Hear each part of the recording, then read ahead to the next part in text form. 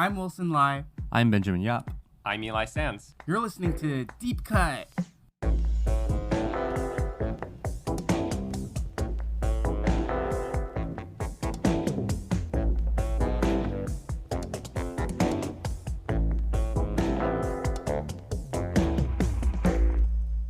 Typically, we'll be the ones picking the films, but today we have a very special episode because we're fortunate to welcome our very first guest to the show to share his own deep cut pick. Our guest today is writer-director Andrew Ahn. He's the director of two features, Spa Night from 2016 and The Humane and Deeply Kind Driveways from 2019. Andrew, thanks for joining us. Hi, everyone. Thank you for having me. So when I reached out to you, Andrew, one of the directors that you suggested that you wanted to cover on this episode was Jonathan Glazer, and in particular, Glazer's film Birth was your deep cut pick. So tell us about your connection to Birth.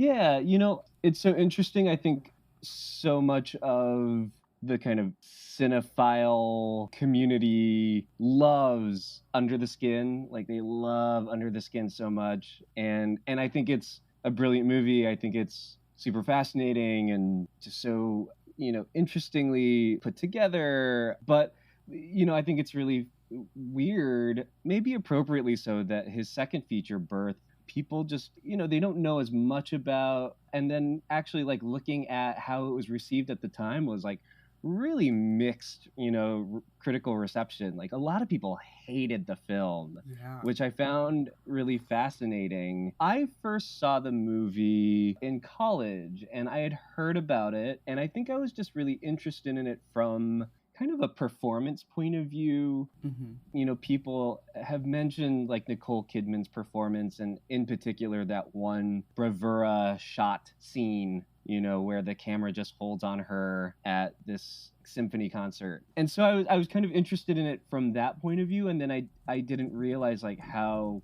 fascinating, heartbreaking, fucked up the movie is. Yeah.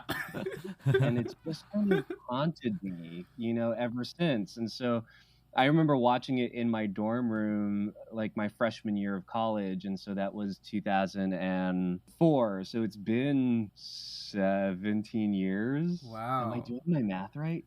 Yeah, I am. I think that's about it. So you saw it when it came out? Yeah, you saw it that year. Is it that year? Yeah. Yeah, it must have been. Yeah. And so, I guess whenever it came out on DVD or something. But I think it's such a weirdo film, and I rewatched it just, this afternoon. And so, it's very kind of fresh in my mind, but yeah, just so kind of curious what we're going to talk about. I feel like there are a lot of different avenues that we can take with this film. Yeah. But I'm just going to do a really quick background on Jonathan Glazer, who is a British writer-director who only has 3 features under his belt. He is most well known for his 2013 film Under the Skin, which stars Scarlett Johansson as an alien who comes to Earth and preys on men in Scotland.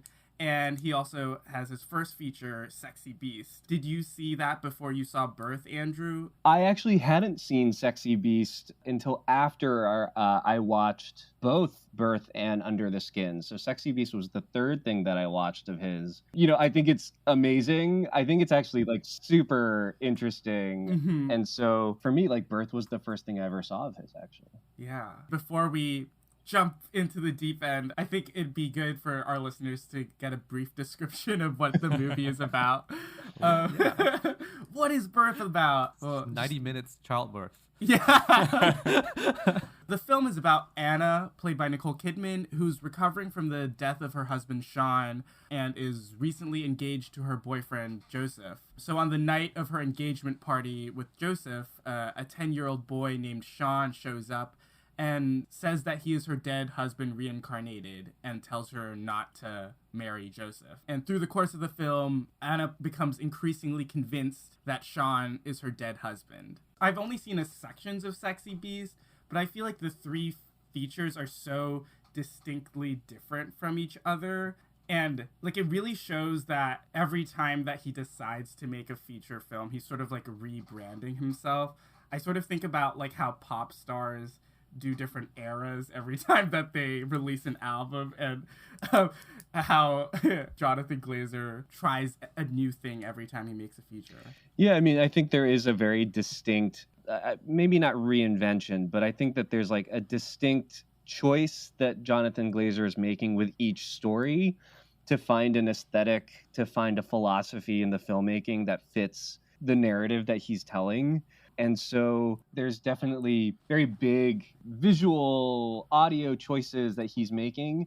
But at the same time, I have to say that there is what feels to me like a through line, which is just like an intense, like kind of cinematic quality, you know, that there's like a love for sound and image, and to express something kind of beyond just the kind of plot. You know, I think he's really interested in tone and mood and how you can achieve that through cinematography, through sound design. And then for me, I think that there is like a real kind of humanism to him. Right. You know, watching Sexy Beast, what I was so struck by was how much, you know, the protagonist is in love with his, you know, partner or wife. Mm-hmm. The movie spends a lot of time very pointedly setting up their connection, which is so interesting because it's kind of it's a gangster movie in a lot of ways.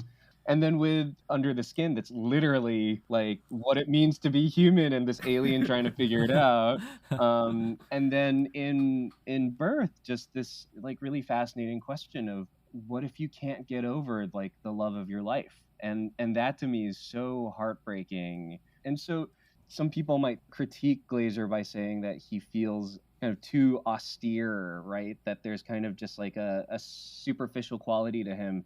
But I find it like almost the opposite, that like there's always depth underneath everything he's doing, you know, cinematically. Right. He's very good with his actors to bring out a lot of feeling. I mean, that centerpiece shot of Birth, where Nicole Kidman's character Anna goes to the symphony, the camera goes in with her. It's zooming in on her very slowly as she sits down, and you just watch the events of the movie so far float past her eyes, and she starts to smile. Danny Houston interrupts her. It's just like tracking all the nuances in her performance. That is where I pick up a lot of what you're saying, Andrew, about Glazer being deeply invested in the feelings of his characters. Yeah, 100%. Yeah, that shot, you only do that if you care about the people and trust your actor as a creative collaborator on this, you know? Yes, like there's nowhere to hide with that kind of filmmaking. And so you do get this real sense that like, yeah, like he respects the actress, he respects the character. I think the shot really wouldn't work if it wasn't like a powerhouse performance. It doesn't use dialogue so much to explain feelings, I think. And that shot particularly is all about what Nicole Kidman does with her face. Yeah, and it's just her face as well. It's just her face. And there's another close-up on her when she talks to Clifford and I think his wife. And there's a close-up on her when she speaks to him, and the way that her eyes dart around, the way that she averts her eyes, the way that she looks at Clifford and speaks to him about asking him to help her was even more powerful for me, I think. That was when I was like, okay, I see everything behind her eyes. And that close-up is a really weird close-up because it's very close, actually. Like the camera's really close to her. And the angle is also very funny. You know, it's like a kind of coming from Clifford's point of view. And it's a really weird scene, actually. Rewatching it, I was like, it's covered so bizarrely because then you have Anne Heche's character kind of off to the side. It's a very strange scene, but it's also like partially out of focus. There's like a moment in the scene. It's kind of the medium shot of Nicole Kidman that like, oh, I'm like watching it and it's like, it's clearly not focused on her. Actually, it's a little off. You know, her performance in there, I think, is really heightened by the filmmaking, this kind of unease and this like trying to like seem like you're cool and put together, but obviously you are so messed up by this, you know, and she is trying to hide the fact that she totally believes that this is true. It's a really kind of perfect melding of like performance and cinema that I think is really interesting. The other thing, just to go back to that first long take of Nicole Kidman at the orchestra, is that the music's also doing like a lot of heavy lifting, actually. Like it's like super dramatic. But I do think that that's a part of Glazer's strategy here. It's like, I mean, in all his films, like the score is so intense and so specific, like the Under the Skin score is so specific. Mika Levy. Mika Levy. I mean, just like brilliant, like really brilliant. And like Birth, Sexy Beast, I think that there's a lot of, Glazer isn't afraid of score and, how to use it and when to use it and when it really works to his advantage. And I think like a lot of that scene, the music is definitely a big part of it. I think the score in Birth is so important in so many scenes just to like carry the tone and carry the mood. Just thinking about that opening shot where you have no clue what's going on and it's like a wide tracking shot behind Sean who's running in Central Park, and then you just have that really overbearing like classical score that is taken over by these synths. It's very, very interesting and I think sets the tone for the rest of the film to come. Yeah, definitely. Glazer was very good at pairing score and camera movement, things like the slow zooms and these exquisite pans that he does. He's good at taking the techniques of visual and audio and making them match up with each other and cohere into a mood. That's not maybe the most incisive thing in the world, but he is making very specific choices technically that concoct the tone. Oh, for sure. Yeah. I mean, these films are crafted so meticulously. There's something about the way that they are put together that really shows kind of Glazer's just like sense of what's cinematic. It's a really small moment, but in Birth, when, potentially reincarnated Sean at, child Sean sees his brother, Clifford comes to like check out this kid and be like, who are you? It's so fascinating. You see Sean and then you see Clifford and then you hear Sean running and then you see him just like right at the hug. And there's something about like not showing Sean running, but just hearing it and then seeing the intense, embrace that makes the audience think like, oh, like Sean recognizes his brother, and Clifford having this like weird reaction to this like very intense hug, that is just so fascinating. Like, I think so many other directors and editors, you would put together that scene and you would see Sean run and like grab his, potentially brother. But there's something about the sound of the running that is almost more impactful. And every scene of Glazer's work feels like motherfuckers doing it on purpose. Like everything is just like done on purpose. And like I watch it as a filmmaker and think like, oh, I'm so jealous because you just have such a mastery, and sometimes it doesn't work. But for me, it's like, even if it doesn't work, I can see that you were trying something. Like, he just never seems like he's coasting, and that to me is just like... Yeah, not at all. He's shooting his shot every scene. He's just trying to do something crazy every scene. Do you feel like this is something that you take into your own work? Like, even quiet scenes, you're just like, I'm going to try doing this with the sound, or try doing this with my shot placement. I have to say that, like, that I'm as focused on kind of this creating a cinematic experience as a filmmaker like Glazer. Like I'm trying so hard, but I will say that I think that Glazer is kind of swinging for it, and sometimes I kind of chicken out a bit, and some of that is because I know I'm a different filmmaker. I think that I'm often trying to be as honest in my filmmaking as possible and trying to kind of disappear a lot, underneath the story. And Glazer's not really doing that. Glazer's presence is very forceful. He's there as a filmmaker, as an author. I don't think I could do that all the time. I mean, I'll also say that I think filmmakers can do that more when you do have a bigger budget and just more resources. It's like, if you have Nicole Kidman, if you have like $20 million, like there's a certain amount of swagger you can pull that like I think is not impossible, but harder when you have a lower budget, but it's kind of like, who is Kubrick without like a giant budget, like I don't totally know, right? Like you can kind of only pull off some of those things if you have like amazing locations, amazing actors, like all the time in the world. Like That is something that differentiates me both on a kind of practical level, but also like a philosophical level.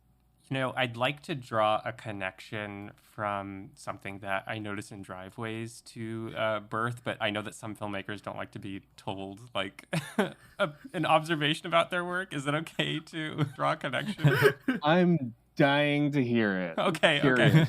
One of my favorite aspects of Driveways is how much time you give to the faces. Your editor, Catherine McQuarrie, you know, that's a choice that, of course, is made in conjunction between director and editor, how much time is given to a performance. And when I was watching Birth, knowing that you had chosen it, I was thinking about the amount of time that goes into the shots of Anna.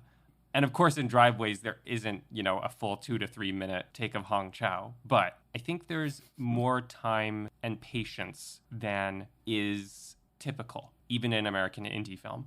So I see that connection to Glazer. I mean, I'll say it's interesting thinking of time and pace. I will fully admit that I think I have just like a slower sense of rhythm when watching film or making film than many others. I remember my first TV directing gig was to direct the first season of a show called This Close that was on Sundance Now, the Sundance Channel streaming service. And I thought, you know, like this was my first TV gig, and like with my editors, like, you know, we had to pace it up because it was television, and our executives were like, it has to be fast. And I was like, all right, we're gonna cut the shit out of this. Like it's gonna be like snappy, snappy, snappy. And then the New York Times, who gave us a very good review, was just like the laconic, slow pacing of the show. And I was like, really? Like, and similarly, like Driveways is a pretty quick movie. It's 83 minutes long. You know, it's not a long film. And I remember like when we were editing it, I was like, God, like we're editing it so fast. It's so snappy.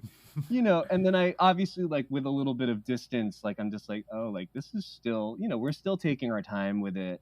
But compared to Spa Night, I think Driveways is like, you know, it's cut fast in many ways. Yeah. But yeah, like you know, there is something about, I think it has something to do with kind of different styles or different philosophies of narrative filmmaking, where I think that there are filmmakers who really prioritize psychology, where they want you to know what this character is thinking at every time, you know, like you want to know like their hopes and dreams, you know, their fears and nightmares. And this often leads to what I think is a lot of dialogue in films and just like talking to explain yourself, right? And then there are filmmakers who prioritize behavior over psychology. And it's not necessarily that you know what this character is thinking, it's that you see what they do and from that kind of guess at what they're doing, right? And that to me just feels more like real life, you know, because it's not like I can get into someone else's head when I see them out in the world.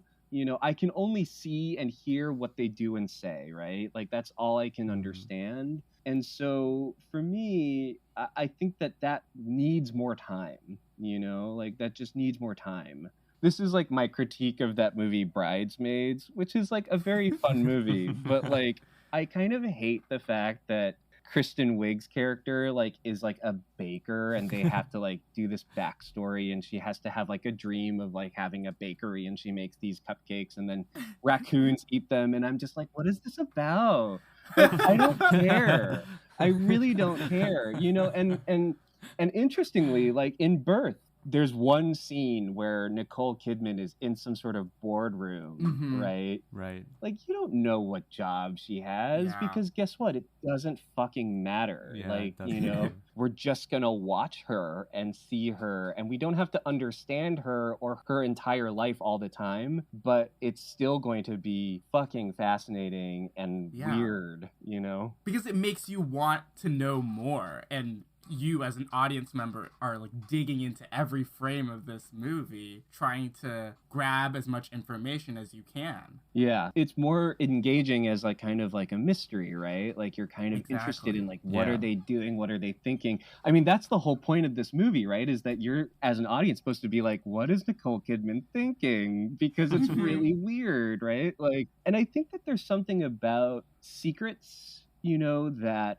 really defines people's humanity, like if we didn't have secrets from each other, we wouldn't have our own identities and existences. And so I'm really interested in secrets, which is why, like, as a filmmaker, I kind of hate it when people tell me, like, you have to know everything about this character, you have to, like, understand, like, every part of their childhood, like their traumas, their successes. And I resist that a little bit, because I think if you do that, you stop treating your characters like people and you treat them like puppets, right? And so I kind of love it when I don't know something that, like, a character in my own movie does, right? Like, and that's where, like, working with an actor, a great actor especially, is, like, so much fun, because they can bring so much of that inner life that, like, you didn't expect or plan. And I think that you really see that here in Birth. And, just reading up a little bit on the background of the film, Nicole Kidman, really, the script was, like, kind of retailored to, like, fit her, and her ideas. And I think that that's really interesting. I think thinking about watching a film as a viewer and not knowing exactly what's going on in the mind of the character, it's a more inviting experience, because it's inviting you to fill in these blanks in the characters' heads. And I really couldn't understand what was going on in Nicole Kidman's mind, the whole thing. And then when you reach the point where she goes to the boy in the bathtub and she's like, we're gonna run away together. And I was like, wait, what? When did you make this decision? How did you get here? There's this huge black box which you don't really understand. And part of it is confusing, but part of it is also you kind of race to fill in the blanks, and you kind of make the conclusions yourself. That's a much more interesting experience as a viewer, because you have to actively think for the character. And I think also, you being another person, you create your own version of Nicole Kidman. Like, each of us probably has a different idea of how she reaches this conclusion, or how she decides that this Sean is my Sean. I'm just really into that. Like, when I think about stuff that I'm writing, and I always think about how I'm writing too much, there's a lot of fear in cutting stuff out, because you're afraid that people won't understand what is going on. But I think watching something like Birth really makes you think about, what can I do less of, especially with dialogue and explaining things, and that you probably have to do more work in terms of, like, style and sound and image to get your point across. But that becomes, like, a more interesting challenge, which I think Glazer is like you said, up to bat for. Like, he's always swinging for the fences, trying to help you understand a feeling without just telling you. Yeah, I mean, it takes a really great filmmaker to kind of be able to do that. And it's interesting, like, seeing some of the old reviews where people are saying, like, oh, it's intentionally confusing or ambiguous or vague. But I think, it's really unfair, because I think that's the whole point of the movie, is that, like, you just have no sense as to what's real. And we've talked a lot about kind of trying to understand what Nicole Kidman's thinking, but in some ways, like, the even greater mystery is, like, what's going on in this little kid's head. And, like, metaphysical, being, is he or is he not? And how does he know these things, even if they were in the letters? Some of them feel like they should, like right. What is all this? And I just think it's so interesting. What do y'all think? Who is this kid? What's the theory? Oh boy, like, I'm very curious what people think. Let me get my can opener for these can of worms. Because earlier in the film, he talks about having these moments of deja vu, which I do think that he does have in addition to the letters. So whether these moments of deja vu are moments that he's imagining or moments that are spiritually sent to him are up for debate in my mind. But I do think that, I don't know, it can't just be the letters, at least for me. I think there are two things that inform my takeaways from the movie. One is the reveal late in the movie that the adult Sean, who Anna lost, had been having an affair with his brother's partner, Clara, which the boy learns but does not tell to Anna. The other thing is this really fascinating scene between Anna and her fiancé, Joseph, played by Danny Houston, where Anna repeats all this dialogue over and over insistently that she's not responsible for what happened to her. And the kind of path that shapes in my mind for this kid is that Anna's letters of love to the adult Sean went unopened by Sean. These letters contain an idealized image of her late husband, one who was not unfaithful, one who was totally devoted to her and on a pedestal. Right. So the child becomes a manifestation of her projection of her late husband, right? Mm-hmm. Mm-hmm. So I think it all kind of becomes about how we project onto other people and how that specifically is what comes back to haunt her. Not an accurate or full memory of the late husband, if such a thing can really exist. And I start to think about that scene with Joseph where Anna insists that she's not responsible. And it just makes me think about, okay, beyond just like, can we escape the shadows of things that we've lost? It's about, are our emotions part of us? Are they external to us? And do they happen to us? And are we responsible for the emotions themselves, or how we respond to those emotions and how we act on those emotions? It gets very thorny psychologically at that point. And I'm more fascinated by the movie after that reveal. I kind of struggle with the reveal of the lover because Right. I think it's where the movie stumbles for me because it starts to have to explain some stuff. And I was also confused because I was like, why would you have love letters from your wife that are unopened? Right. That was like my first big question. And I kind of wish there was a way that he could have done this without really explaining so much about the love letters and the state of them. But what is interesting kind of after the fact of watching it, because my immediate reaction when that scene happens with Sean's lover is that I was like, oh, okay, so now we have a very naturalistic, scientific, explainable reason how this boy is able to do this thing. But then, of course, you start thinking about, okay, there are a bunch of stuff that he could not have known from the letter, like where he died or Yeah. Yeah. like some of these like more metaphysical stuff that couldn't have been in the letters. And I'm like, okay, these are the things that kind of break the spell of reality almost, where you're like, wait, the real stuff doesn't really make sense anymore. So actually, the metaphysical, spiritual stuff actually makes more sense. Right. And so there's something interesting about this film where I think when you talk about austerity, it's kind of how I think about it. There's a bit of plainness to it. How it doles out some information and shows some stuff where it's like, there's something mundane about this, where the magic of it or the spirituality of it is sneaking into the mundane life of Anna. And I think that's where it becomes a more interesting movie for me, where it's spiritual without really pushing it in a very stylistic way. Yeah, like when you look at the slow zooms are, to me, where he marks moments of otherworldliness. I think it's probably because of where he uses those zooms, where he kind of imbues this motif with something that feels a bit off, a bit otherworldly. And those moments really amplify this kind of mundane, getting over my ex cinema, as you term it, Wilson, in your Letterboxd review. Yeah, that kind of thing. So like, even though I kind of struggle with the review, like I think when I think about it in hindsight, it kind of works. Still, I can kind of get over that hump of the over-explaining of the lover and everything. Well, I think what I love about the reveal is that it's not actually a satisfying reveal, right? Is that No, because not we at still have all. questions. Like we're just like, but wait, no, like how does he know like where he died, right? Because that wouldn't be in a letter, like that wouldn't be in something that he could read.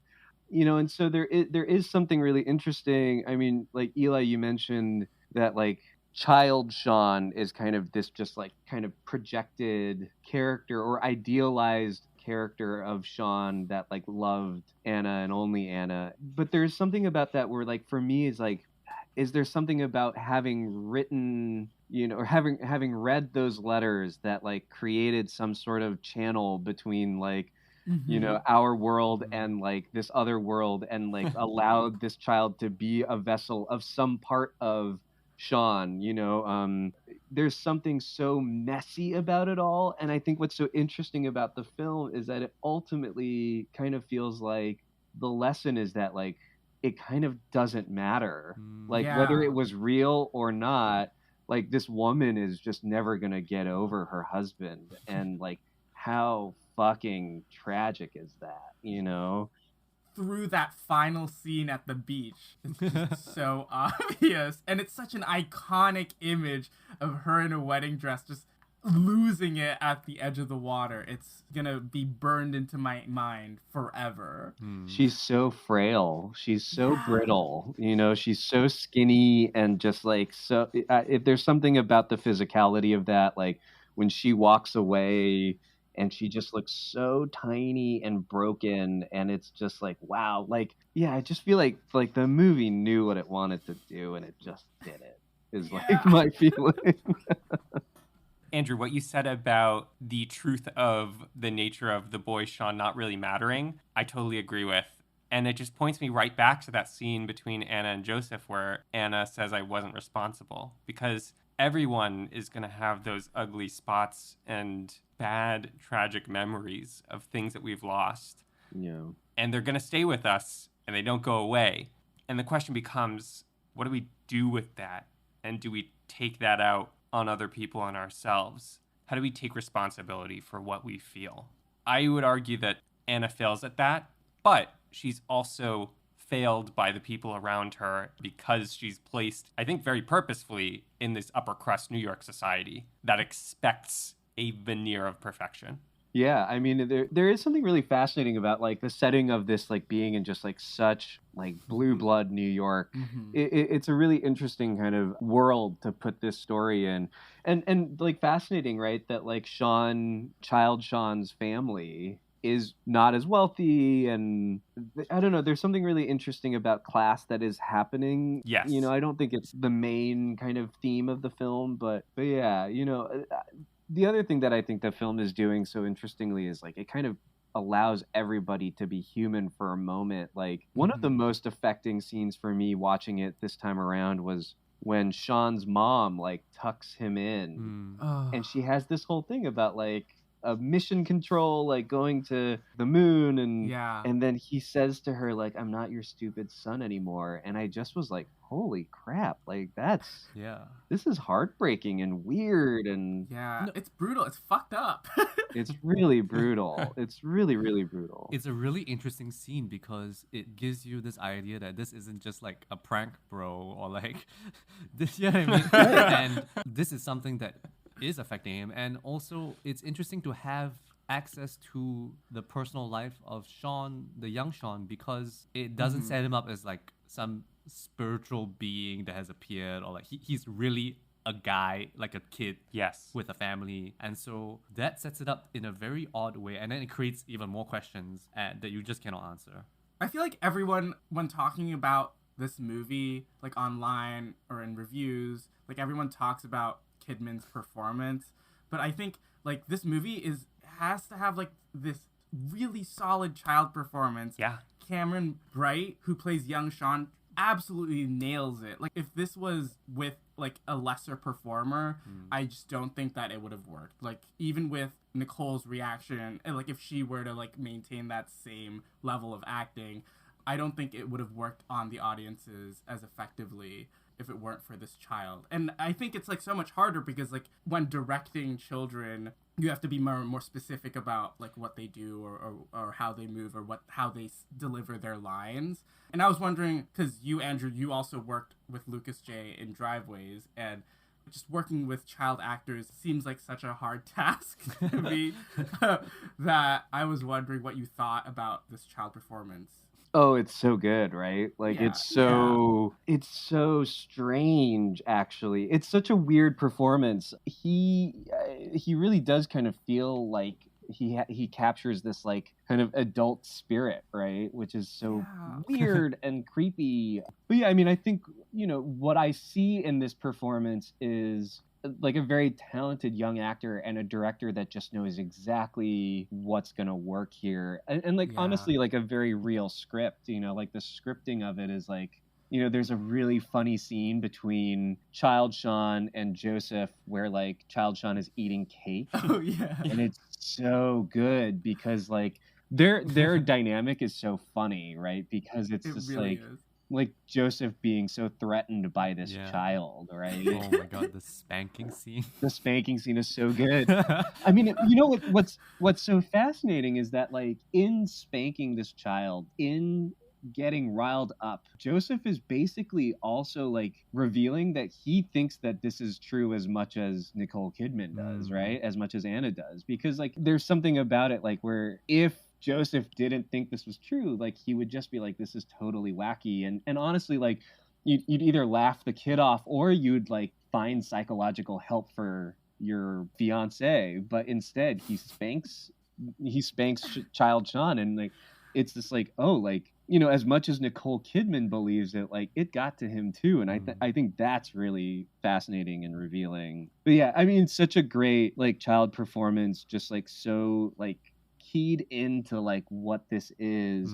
And then I kind of love that moment at the end of the film where it's like picture day at school and he just smiles and he seems like a kid and you're just like That's like the first time he smiles, right? He never smiles. Yeah. And then you're like, wait, he's back. Like he's back as himself. You feel it because that's the first time he smiles. Kind of, yeah. But then that voiceover letter is so creepy too. It's so sad. Like, it's fascinating. It's really, really fascinating.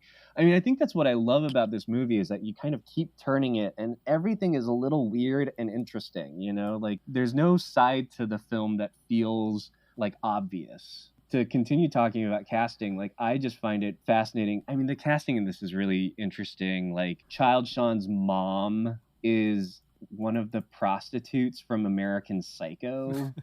That's wild. Yeah. You have Lauren Bacall. Lauren Bacall, as Eleanor. Ted Levine. Peter Stormare.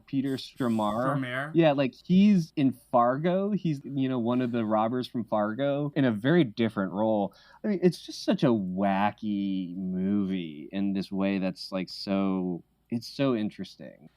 I wanted to put one thing forward about the child casting as well. There's something that's almost like a stunt in the things that this kid goes through because there are just certain things that aren't faked and it creates a sense of danger for this child and it makes you want to protect this child, which are interesting feelings to put into the audience. And I'm referring specifically to the spanking scene, which has been brought up where Joseph freaks out and he attacks child Sean. There are also things like Sean getting in the bath with Anna, an adult woman, and Sean, the young boy Sean, kissing Nicole Kidman is one of the most horrifying things that I've seen.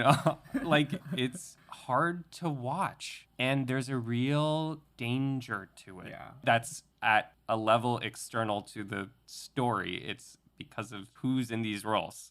Glazer wants you to feel as uncomfortable as possible in these moments. Mission accomplished. Yeah, I mean, for me, actually, like, if we're on the subject, the most horrifying thing in the movie is when Anne Heche says to child Sean, like, I would have explored this in this way that, like, is just, like, so wrong. And there is, like, a really interesting reading of this as, like, children as our most vulnerable people in society, how they are abused and mistreated, and it puts them in such a tenuous position. That's also what's so interesting about that performance is that he almost always seems in control, there is a strange power that he is holding throughout the entire thing. And I think it was very specifically scripted and directed where it's like in, that moment with the bath, like, Sean is the one that like takes the initiative, and Nicole Kidman has to be like, I think you have to go. And then in that kiss, like it is like, he pulls her down into it. There's a power dynamic. Does he? He does. He has his hands on her face. Okay. The truth is that it's still disturbing and shouldn't like this shouldn't be happening, right? This shouldn't be happening.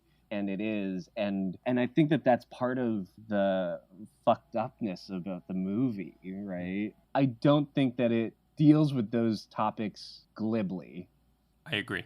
Something that I said to Wilson when we were just on the phone earlier was that Glazer portrays the male body very vulnerably. So you think in Under the Skin as well, those key sequences where Scarlett Johansson's character lures men in and they're unclothed and they look so weak and frail. I saw that here in Birth as well, though of course he's a child, but it's just interesting how Glazer makes nudity feel so weak. Like the fetus that gets born in the opening minutes of the movie. God, that's such a good shot, that fetus shot. But yeah, I Eli, have you seen Sexy Beast? I have not. I'd be interested. I mean, it's so interesting that you mention like kind of male nudity because like the opening sequence of the film is like this dude in his like tiny ass Speedo, just like tanning.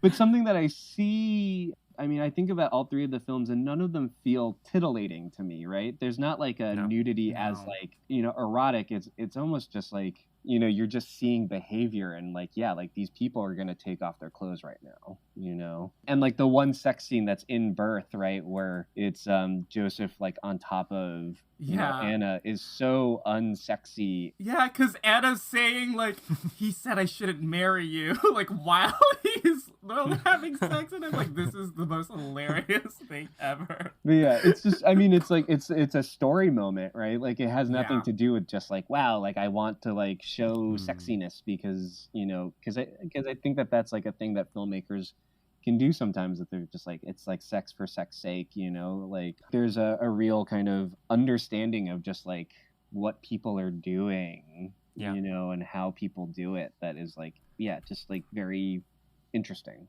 I was thinking about this. In that sex scene with between Joseph and Anna, is that the only zoom out in Birth?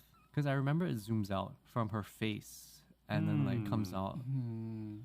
I think it's the only zoom out. I'm not very sure. Because it feels like then it's part of the pattern of zooming in, and then you have this one zoom out that feels like that turning point where like, okay, we're gonna go downhill from here.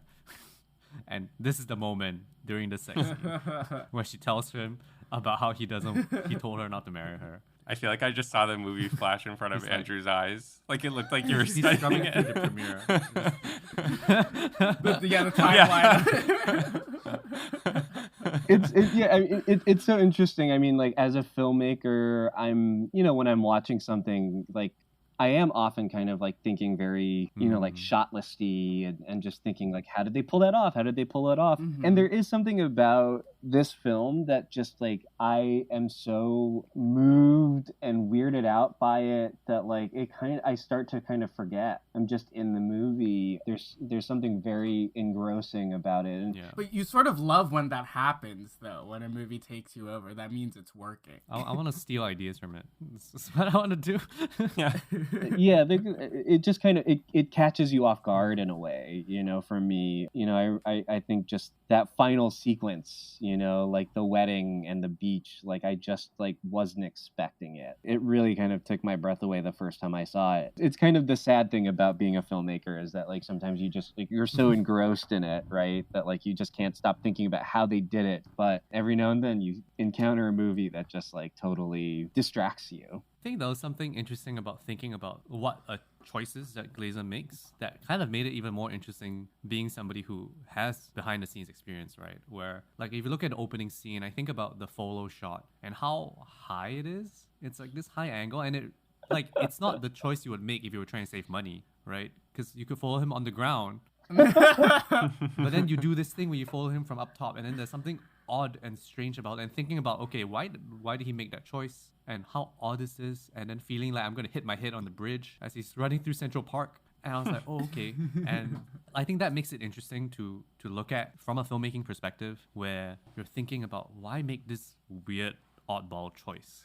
Like you think about that close-up on Nicole Kidman in The Symphony, because it zooms in on her, it means that she's still acting she's surrounded by people, right? And I think about what's outside the frame, and I guess that helps her, right? Acting wise, that she's alone in a group of people. Because you could have cut to a close-up and then you could have cleared the room, right? But they didn't. So, yeah. I know. I mean, like, there are so many times where, like, I mean, you watch this movie and it's like they spent money where they needed to, like that entire room of people, right? Because you see it in a wide shot. That entire room of people, you see them for 20 seconds, like 10 seconds, and then it's just on her, And it's like, yeah, like that's like a day of work for people. Like that's like thousands and thousands of dollars. And that shot that you mentioned, the opening shot, like that was pre-drone, right? They didn't have drones. I don't exactly know what they did with it, but yeah, like this movie, they spent the money when they needed to. Like they really did. Even that quick shot of the birth, right? Like the kid being born, that's like a real child being born, right? Like, and so like that's a thing, not like a faked thing. And did you even need that shot? Not necessarily, but like I get why it's there, and And that's a little, that's an interesting question for me as a filmmaker. Like, as I grow in my career, just like knowing like my resources will continue to grow, and what can I do with them in a way that I didn't even dream of before. It's kind of like you gotta stop stopping yourself from wanting things, right? Because I feel like when you're doing indie filmmaking, you're always thinking, oh man, but that's gonna cost money, and then you stop yourself from wanting that thing. Yeah. And I think that's really tough. Like in Singapore, the budgets are so low for indie films. Even when you're thinking creatively, you're like, but that's gonna cost money, and then that stifles a little bit the creative vision, which is a bit sad. I mean, a bit jealous of Glazer's money, but of his budget, but okay. Yeah, I mean, it's an interesting thing. Like, I talk about it with some friends. It's like so much of my early filmmaking career, like Spa Night, Driveways, like you have a box, right? And that's your resources. And in some ways, what you do as a filmmaker is you start to lean on the walls of the box, because like you can make choices if you lean on them. Like you feel it and you're like, okay, I could build a choice off of that. Right. So you feel the bounds. And then when you get slightly more resources, like you start reaching for the walls and you're just like, where are the bounds? And sometimes they're not there actually, because they're further out. And so what I've done on certain projects, to my detriment, was created kind of phantom boxes and just leaned on those, because I'm like, oh, it's still close and I can feel it. And I do think that some of the best filmmakers are the ones that like they just keep reaching, right? They're just like trying to see where the bounds are, and they're gonna push on it just a little bit.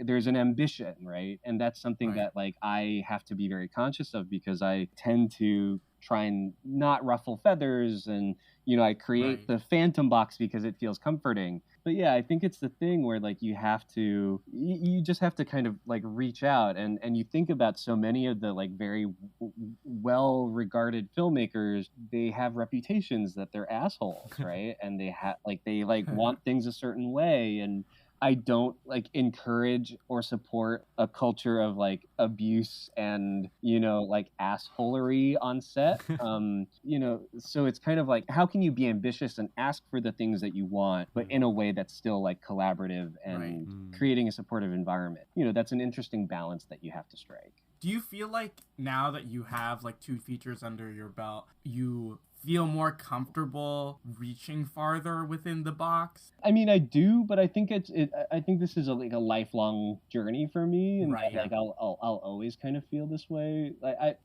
this is very annoying of me, but like I totally looked up how old Jonathan Glazer was when he made Sexy Beast. And how old was that? He was 35, which is my age right now.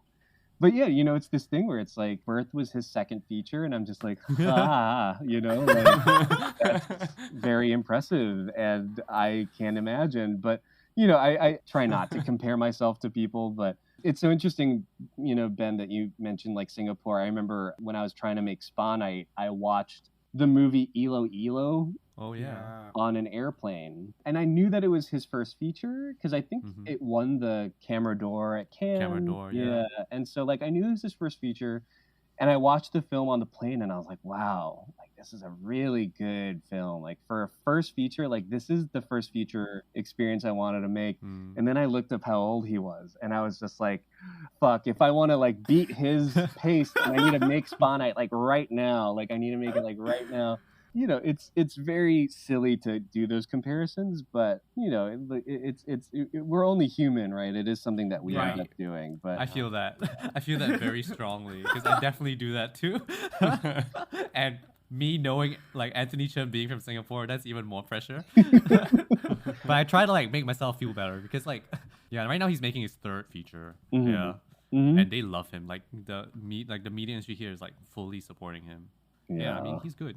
Yeah, I know a filmmaker who I won't name, American independent filmmaker who's made great films, who has like a secret Letterboxd account. And every year he creates a Letterboxd list of films made by filmmakers that are his age that year. So like when he turned 35, he found like movies that were made by 35-year-old filmmakers. Oh my god. And then he'll watch that through the year, right? That's self-torture. Yeah, that really is. It's really terrible. It's like I don't want to know. I like don't want to look at those lists, because I think it would just be like nightmarish, but yeah. Oh man. That's why I only watch films made by old people. And be like, I got until I'm 50 to make this. Yeah. I mean, I think there's something to be said about like how your perspective on the world changes and kind of the films that you make at certain times in your life and what insight you have into those people, you know, to your characters. I mean, what I find so interesting about Glazer's career is that he took such a long break after Birth before doing Under the Skin. But he was doing a lot of ad work and music video work, which I think lends itself to like his more stylistic tendencies and probably how he like earned a lot of money by doing those and is able to build a reputation to like take on another big budget movie. Have you guys seen his short film that's on Mubi The Fall?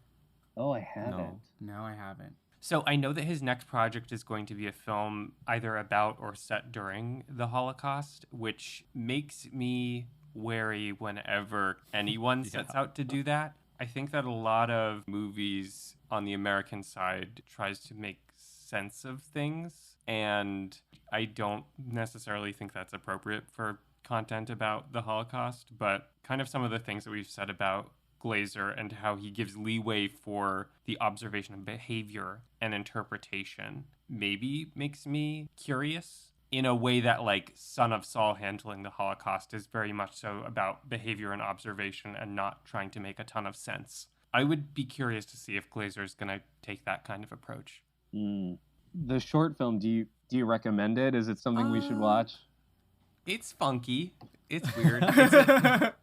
The brief synopsis is that there's a bunch of people in the woods all wearing these masks with theatrical maudlin expressions, and they chase down this one guy and they drop him down a well, and then he climbs back up as the credits play. It's sort of nightmarish, like literally it doesn't make sense and feels like stepping into a sleeping mode. I don't know how it slots into the rest of his career, but it's interesting.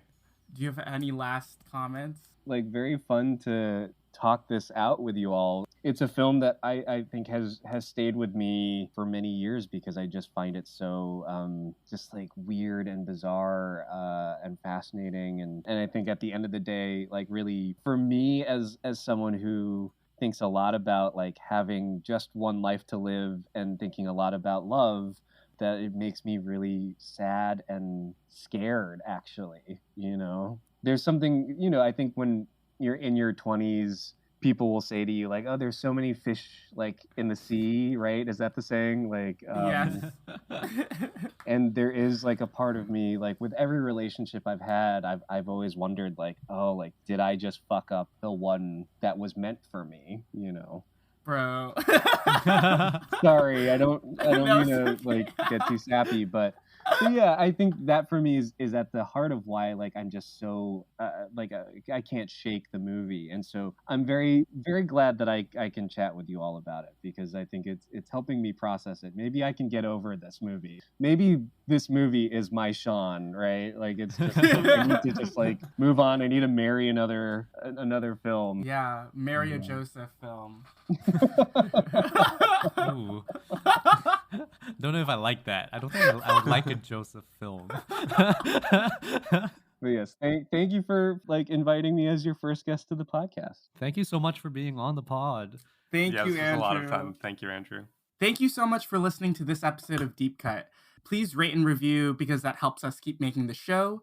Be sure to subscribe to us where you listen to podcasts so you'll know when our next episode drops. You can give us a follow on Twitter and Instagram at Deep Cut Pod. Join us to talk about movies on our Discord server, to which you'll find a link in the description. Thank you to Justina Yam for our beautiful artwork. I'm Wilson. I'm Ben. I'm Eli. And I'm Andrew. Take care, and we're looking forward to talking about more movies with you next time.